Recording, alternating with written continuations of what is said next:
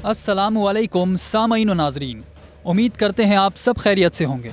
नाजरीन, आज के दौर में हुकूमत और रियासत को चलाने के लिए सिर्फ फ़ौज और पुलिस की ज़रूरत नहीं, बल्कि एक ऐसी तंजीम या सोच की ज़रूरत भी होती है जो ज़ेरे ज़मीन या खुफिया रहकर अपना काम करते हैं। ये खुफिया तंजीमें अपने अपने मुल्क की रीढ़ की हड्डी की हैसियत रखती है। आप पाकिस्तान की खुफिया तंजीम ISI के बारे में जानते ही होंगे, जिसका पाकिस्तान के दिफा में एक भरपूर किरदार रहा है।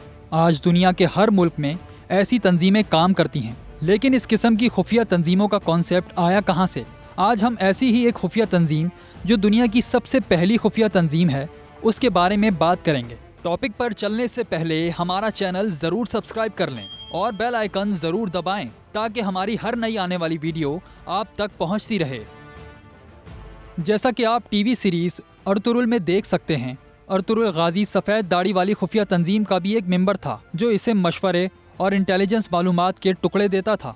मालूमात का ये मखज़ उस्मान गाजी को मुंतकिल किया गया है। इन्हीं सफ़ेद दाढ़ी वालों की मदद से ही उस्मान गाजी सल्तनत उस्मानिया जैसी अजीम सल्तनत कायम कर सके, जिसने पूरी दुनिया में इस्लाम का बोल बाला किया। असल में ये सफ़ेद दाढ़ी वाले थे कौन? असल में ये तुर्कों की इंटेलिजेंस थी। इनका बुनियादी मकसद तुर्कों को मजबूत करके मुसलमान दुनिया को इसके कमान में लाना था। ये दुनिया की सबसे पहली खुफिया तंजीम है।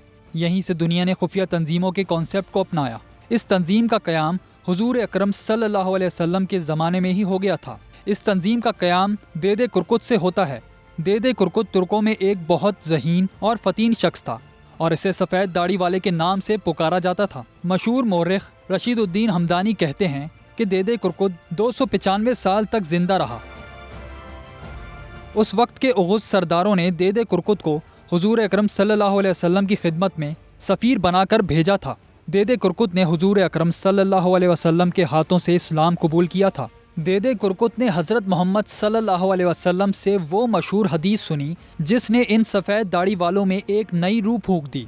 वो हदीस ये थी, तुम यानी तुर्क मुसलमानों ज़रूर कुस्तुनतुनिया फ़तह करोगे और वो एक अजीम लश्कर होगा और उसका कायद एक अजीम शख्स होगा।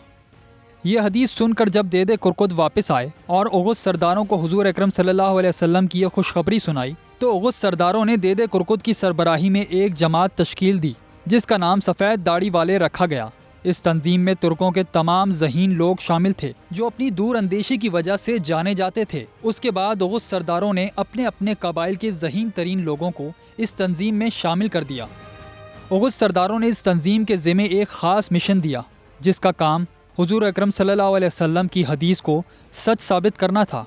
गोया हम ये कह सकते हैं कि दुनिया की पहली और ताकतवर तरीन खुफिया तंजीम इस हदीस के बाद ही वजूद में आई।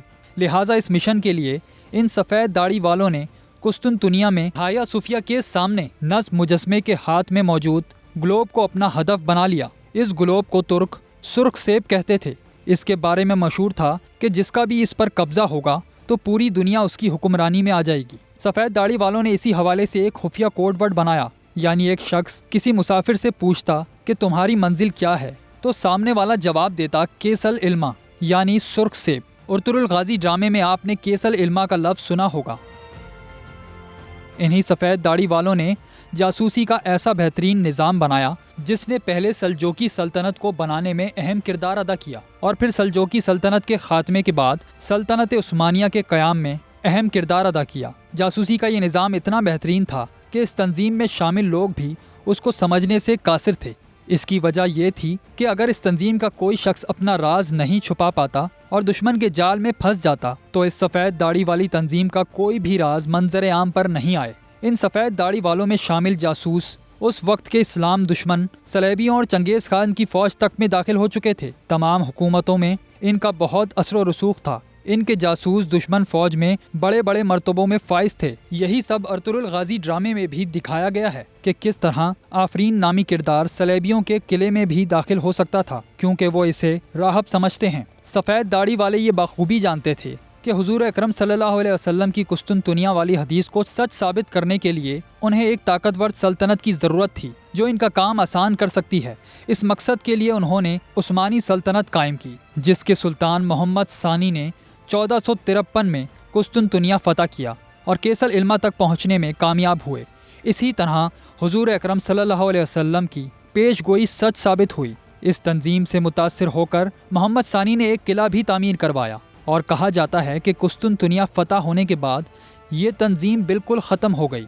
लिहाजा आज भी इन सफ़ेद दाढ़ी वालों के निशान की ताज़ीम की जाती है। सवाल ये पैदा होता है कि क्या वाकई ऐसी मुनज़्ज़म तंजीम इतनी आसानी से ख़त्म हो सकती है? इसका जवाब है बिल्कुल नहीं।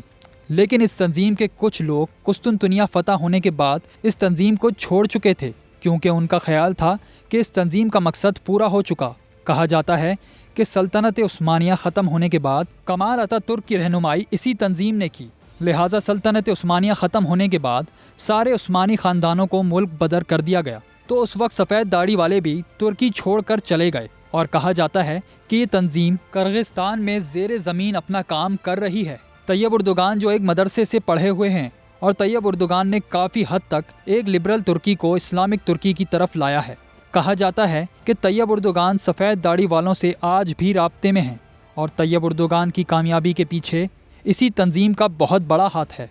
आज के दौर में किर्गिस्तान इन सफ़ेद दाढ़ी वालों का नया मकाम है और तैयब उर्दुगान दोनों मिलकर इस तंजीम की तश्कील नौ कर रहे हैं। इसी वजह से बार बार तुर्की के हालात ख़राब करवाए गए और मार्शल लॉ लगाने की कोशिश भी की गई, लेकिन बर वक्त इक़दाम की वजह से ऐसा ना हो सका।